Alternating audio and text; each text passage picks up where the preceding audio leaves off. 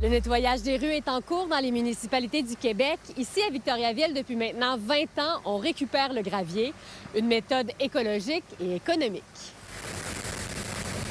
Au printemps, quand vient le temps de balayer le bord des rues, bien, à ce moment-là, on récupère 3500 tonnes de balayures de rue là, à chaque année.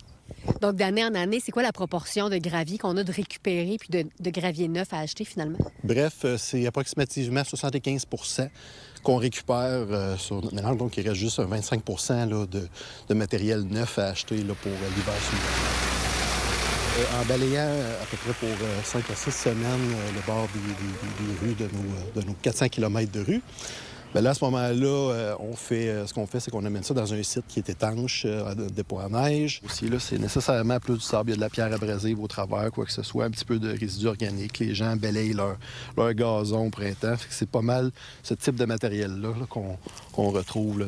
On fait caractériser le matériel par une firme de génie conseil là, pour s'assurer que ça va être quoi la recette ensuite de ça là, pour la prochaine hiver.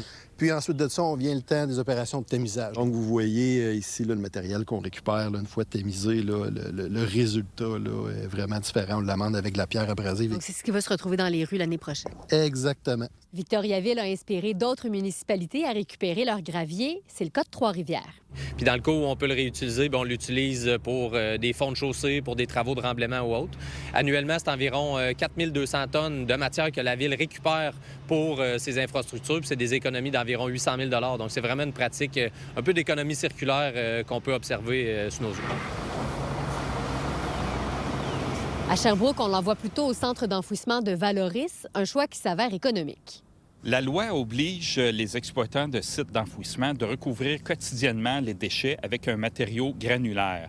Donc, le gravier que l'on récupère est un excellent produit pour servir à cette tâche, d'autant plus qu'il coûte beaucoup moins cher que faire l'achat d'un gravier ou d'un autre type de matériel pour recouvrir les déchets. La Ville de Sherbrooke est propriétaire en partie de Valoris et donc ça réduit le coût d'enfouissement à la tonne. Je comprends qu'à Victoriaville, on n'est pas propriétaire du site d'enfouissement, donc pour vous, ça vient avec des coûts.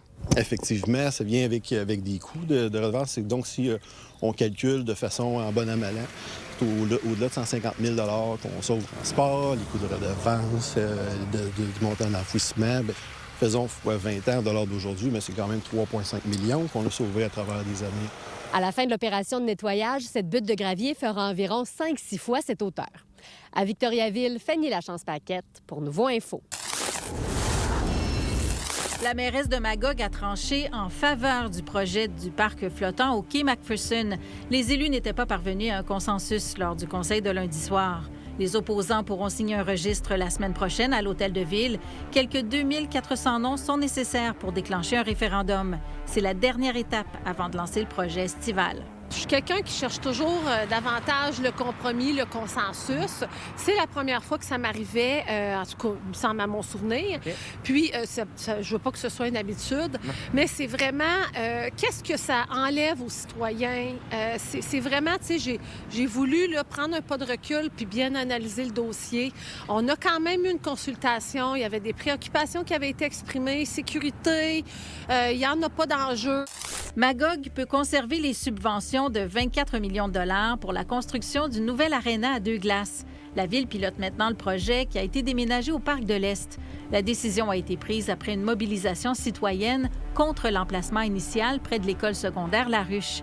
Québec et Ottawa ont accepté de transférer le financement malgré les changements.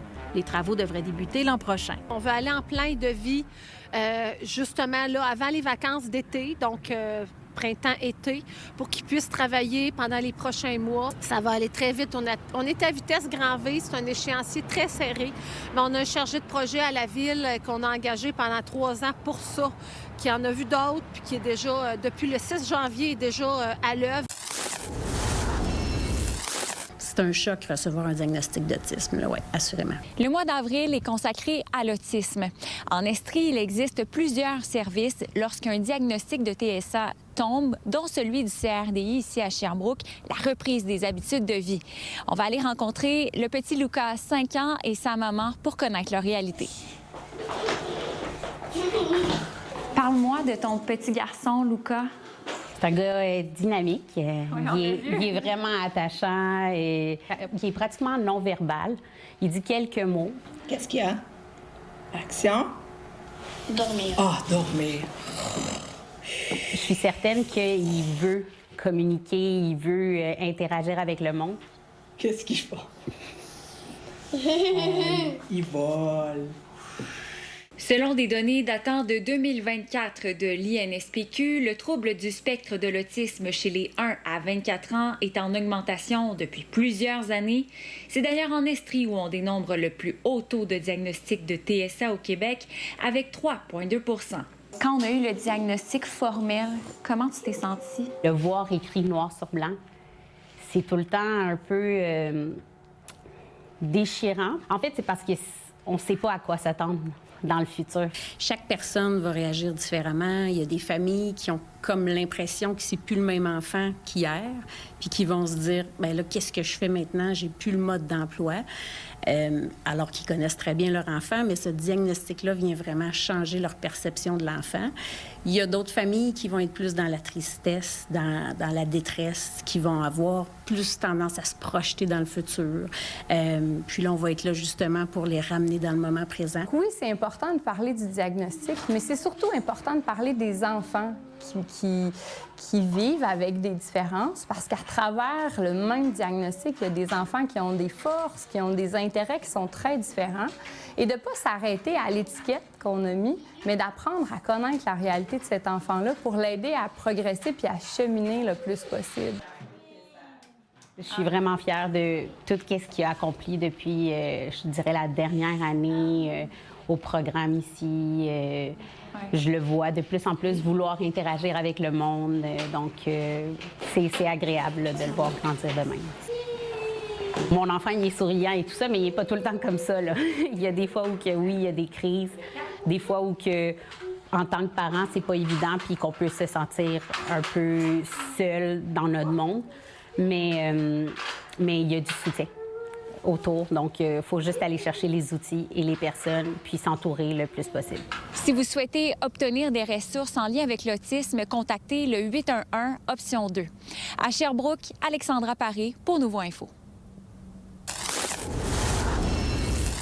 Une enquête est en cours pour déterminer les causes d'un incendie qui a ravagé une résidence du secteur Saint-Élie à Sherbrooke. Les pompiers ont rapidement maîtrisé les flammes qui se sont déclarées vers minuit sur la rue Clément. Personne n'a été blessé. Le fait est considéré comme suspect. L'incendie semble avoir débuté à l'extérieur de la résidence. Il y a donc évaluation de la scène. Il y aura fouille du périmètre également dans le cadre de notre enquête. Il y a des éléments sur place, rencontre de témoins et avec tout ça, donc ça nous amène depuis tôt ce matin à se poser des questions et à ouvrir une enquête de nature criminelle.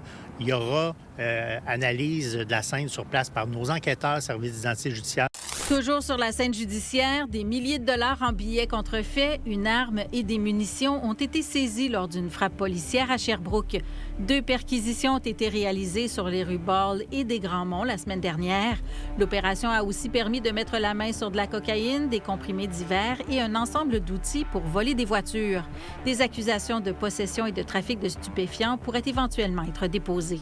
Le groupe Accès Cannabis là, existe depuis plusieurs années, donc on associe notre force de frappe, donc du côté du SPS avec nos collègues de Magog, déploiement de grande envergure, plusieurs enquêteurs, services d'identité judiciaire également, groupe d'intervention qui avait été mis à profit le 15 avril dernier dans les 2 endroits. Donc, on prend pas de chance. On a saisi beaucoup de choses dans les 2 endroits. C'est une enquête qui est toujours active. Il n'y a pas eu d'arrestation sur les lieux à ce moment-ci et l'enquête se poursuit. La facture pour la modernisation de l'aréna de Drummondville grimpe de 7,5 millions de dollars. Le Conseil a octroyé 15 % de plus au groupe Geyser, le plus bas soumissionnaire du projet. Le budget initial pour les travaux d'agrandissement au centre Marcel Dionne s'élevait à 50 millions. Les élus justifient leur décision par la hausse des coûts des matériaux et du carburant, entre autres. Vous êtes nos yeux et nos oreilles sur le terrain. N'hésitez pas à nous écrire si quelque chose vous fait réagir ou si vous voulez nous raconter votre histoire à estrie@nouveau.info.